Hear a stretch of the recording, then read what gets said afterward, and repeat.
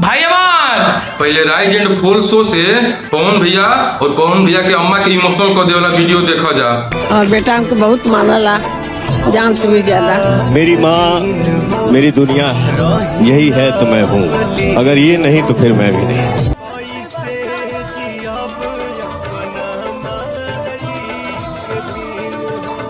अब तुहने जाना बतावा जा कि कौना मुंह से लोग पवन सिंह के खिलाफ इल्जाम लगा के ई कहे न कि पवन सिंह महिला का रिस्पेक्ट और इज्जत ना करे न। अब कुछ लोग ये भी कही ह कि पवन सिंह तो अपन अम्मा के साथे खड़ा बा न, तो इमे कौन बड़ी बात बा? बहुत बड़ी बात बा। अब तुहने जाना बतावा जा कि कौन ऐसा कलाकार अपन इवेंट लॉन्चिंग शो या मंच पर अपन माई के साथे लेके जानो ला जानो जा।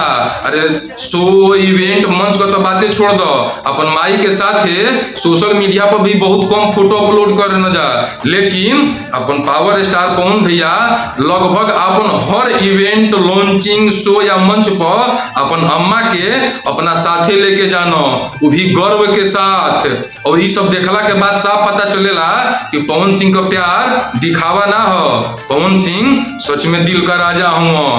धन्य हो मतारी जे पवन सिंह मतीन ऐसा लाल के जन्म दिली जे आज के डेट में पूरा भोजपुरिया समाज के इमोशन बन गई बानो। और सबसे इम्पोर्टेंट बात कि पवन सिंह के साथे खाली एक माई का ना, दो माई का आशीर्वाद बा।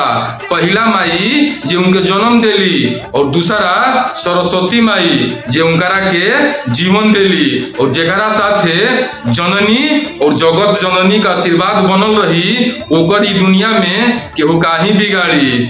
जय हो पवन भैया, जय हो भोजपुरिया समाज।